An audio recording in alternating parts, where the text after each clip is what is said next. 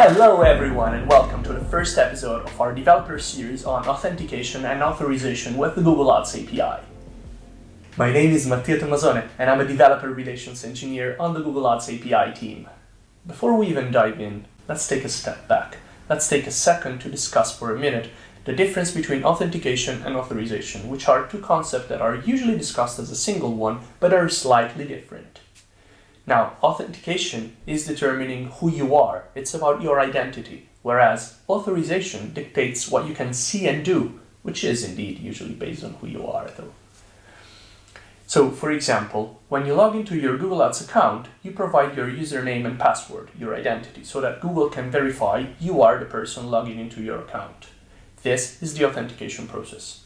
However, your role in the account, such as admin, standard, or read-only, determines what you can do and see within that account.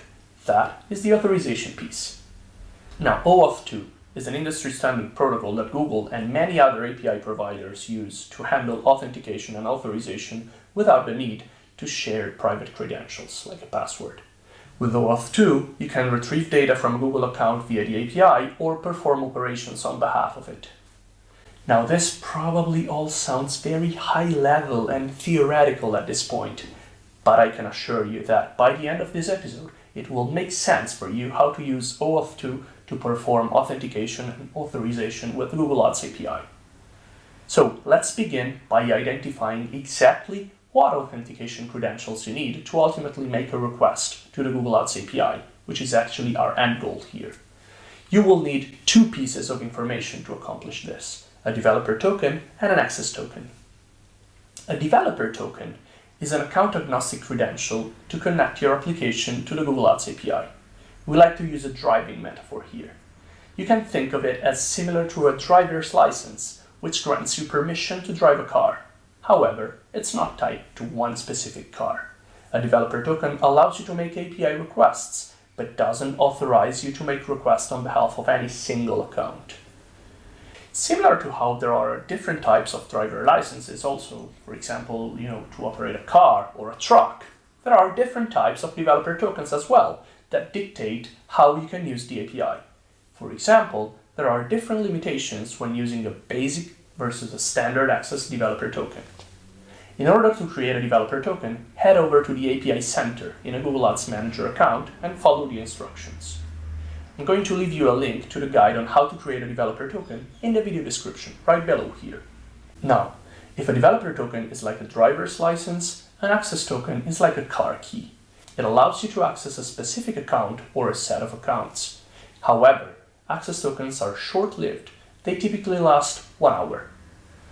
Obtaining access tokens in OAuth 2 also requires an additional piece, which depends on the authentication workflow that you are following, whether you're using a service account or authentication a Google Ads user with a client ID, client secret, and refresh token.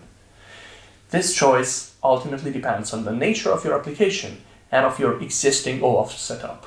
But in a nutshell, the refresh account flow will require your users to authorize access to their Google Ads account by clicking on an authorization screen that looks like this, while a service account will likely have access to your manager account and through it to all the accounts it manages. Generally, we recommend using service accounts for the most common use cases because it makes adding new users to your applications easier.